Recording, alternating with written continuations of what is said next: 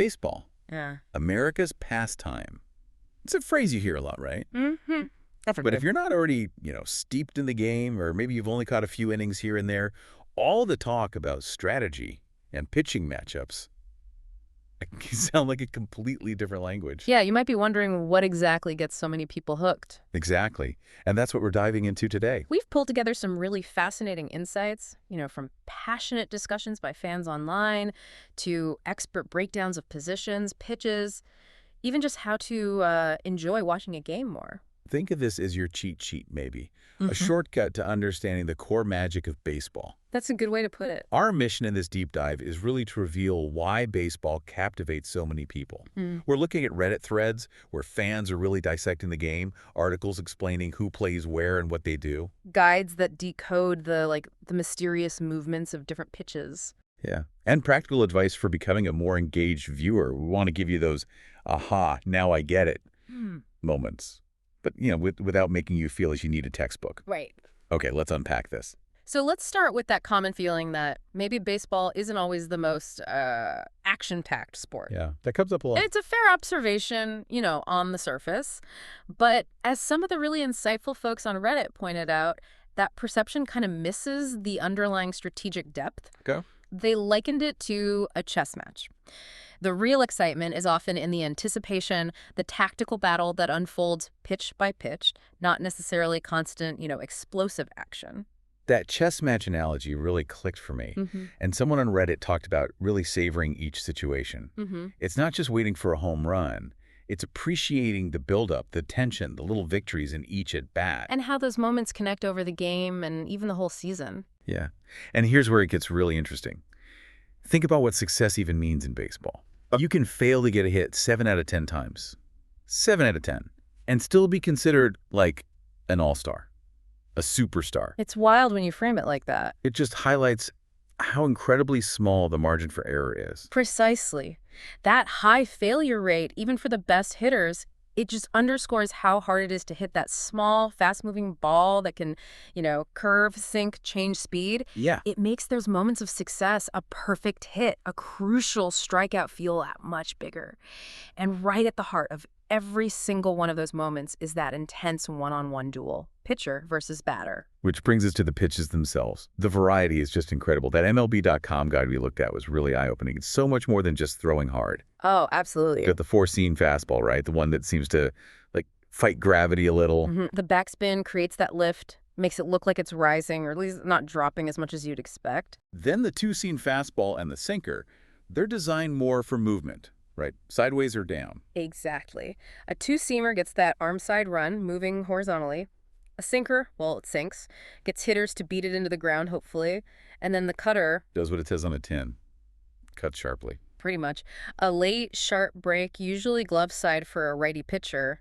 Really tough to hit squarely. It's amazing how just tiny grip changes make such a difference. It really is. And that's just the fastballs. Then you get into the breaking stuff, sliders, curveballs. Okay, so the slider. The guide said it's got that sweeping motion, maybe some downward tilt, but tighter than a curveball. Yeah, think of it as faster, sharper break than the curve. The curveball, that's the one people call beautiful sometimes. Yeah, big looping arc, starts high, then just drops off the table. Yeah, the key there is the slower speed compared to the fastball or slider, and that really pronounced loopy break. It messes with your eye level, your timing, everything. Catches hitters off guard. Totally. And we can't forget the off-speed stuff, the changeup. That's pure deception, right? Looks like a fastball out of the hand, same arm speed. But it arrives much slower, just wrecks a hitter's timing. And a splitter. It sounds like a fastball, but isn't really. Not really, no. The grip makes it tumble and drop sharply right at the plate. Looks like a fastball, then vanishes downwards. Generates a lot of swings and misses. So it's this constant game of deception and reaction time. And strategy. The Reddit discussions really hit on this mental chess game. It's not just about raw stuff. Right, the scouting reports detailing where hitters struggle. The catcher signaling pitches, setting up a sequence. And like one person pointed out, a batter might only face that specific pitcher once, maybe twice in a game. Yeah. So the pressure on the pitcher to execute their plan in those limited chances is huge. It's this constant battle of whips and skill every single pitch. So if you connect that back, you start seeing how every pitch choice, every little bit of movement, it all has a strategic purpose. It's informed by data, by experience, by the game situation. It's a layer of depth that's maybe not obvious at first glance. But it's super rewarding once you start to see it. But okay, baseball is way more than just pitcher versus hitter. Defense is critical. Absolutely. The WikiHow article stressed that it's not just standing around waiting. Definitely not. And that DanBullWet.com article gave a great breakdown of the positions and their numbers. Yeah. Pitcher 1, catcher 2, first base 3, second base 4, third base 5. Shortstop is 6. Yeah, shortstop 6, left field 7, center field 8, right field 9. And that shortstop number 6, that's kind of a historical quirk, right? Yeah, it's pretty interesting. Originally, they played deeper, almost like a fourth outfielder covering gaps. They moved into the infield later, but the number stuck. Huh. And each spot has its own demands, right? Different skills, even different body types sometimes. For sure. Pitchers, you generally want that strong arm, obviously, but also mental toughness. Height can help create a better downward angle, too. And catchers, strong arm needed there too. Plus quick feet, got to be tough, mentally strong. Kind of the field general back there. Totally. Shortstops, like you said, number 6, often the best all-around athlete on the infield. Need great range, soft hands, strong arm. Covers a ton of ground. And center fielders, same deal in the outfield. Speed is key. Yeah, center fielders usually have the most ground to cover, so speed, tracking ability, getting good jumps on the ball, all crucial. And knowing those numbers helps decode some baseball talk, right? Like the 6-4-3 double play. Exactly. That just means shortstop 6 fields it, throws to the second baseman 4, covering the bag, who relays it to the first baseman 3. 2 outs, 1 play. It's like baseball shorthand. Cool. Okay, so beyond the physical stuff, the strategy. What about the mental side? The internal game. Yeah, that's where those baseball mental game articles we looked at were really insightful. They highlighted the huge amount of mental fortitude you need. Like trust the process. Having faith even when you're slumping. Exactly that. And just strategies for overcoming those slumps, because failure is just so common in this game. You have to be resilient. The mental side seems massive, maybe underestimated. Oh, it's absolutely fundamental. Think about the pressure. Stepping up in a key spot, game on the line, or dealing with a tough loss. Shaking it off. Avoiding that shoulda, coulda, woulda trap they mentioned. Right.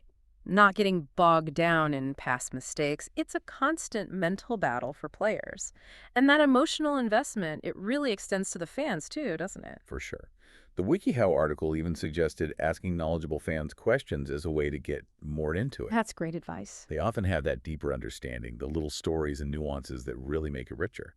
Creates a shared experience. Definitely. So for someone listening who finds baseball maybe a bit perplexing, what are some practical ways, some tips to enjoy it more? Well, our sources had some really good, actionable stuff. Like WikiHow mentioned, just learning the basic rules is step 1, right? The foundation, understanding how you get outs, what walks and strikeouts are. And learning some lingo helps. RBI, ERA, knowing what a 1-2-3 inning means. Yeah. It makes following along way easier. Yeah, it lowers the barrier to entry, you know? I also like the idea of playing along mentally. Or even literally, like they mentioned, pass the hat. Or just guessing ground ball versus fly ball. Keeps you engaged, right, instead of just passively watching. And learning to read the line score, that little box score summary, super helpful for tracking the game's flow. Absolutely. Even if you miss a few minutes, you can catch up quickly. The Reddit threads echoed a lot of this too. Lots of people recommended watching with someone who knows the game. Yeah, having someone explain stuff as it happens. Or listening to good commentators who break down the strategy, exploring baseball media, stats. Someone on Reddit mentioned players selling plays to umpires. Yeah. Like trying to influence calls. Yeah. A little bit of gamesmanship. Another subtle layer. And keeping score yourself old school, but really effective for staying focused and noticing details. I could see that. And if you really want to go deep, Yeah. there's sabermetrics. Yes, the advanced stats. The Dan Blewett article touched on this, basically statistical analysis that goes beyond the traditional numbers. Trying to get a more complete picture of player value, right? Stuff like WAR Right, WAR wins above replacement. Tries to quantify a player's total contribution compared to a, well, easily replaceable player. and FIP, fielding independent pitching. Yeah, that one tries to isolate what a pitcher can actually control: strikeouts, walks, home runs allowed, taking defense out of the equation somewhat. So it gets kind of complex. It can, yeah.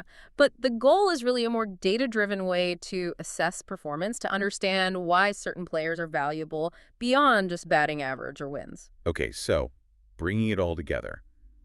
What we've kind of seen is that baseball is, well, it's rich in strategy. It's got these fascinating individual duels. Crucial defensive play is a huge mental component. And understanding those elements, that seems to be the key to unlocking that deeper enjoyment, that appreciation for the game. Absolutely. And like that wise Redditor said, even after watching for years, you can still learn new things. It keeps unfolding. So for you listening, this is probably just the start of figuring it all out. A good start, hopefully. Which leads me to a final thought for you to maybe chew on.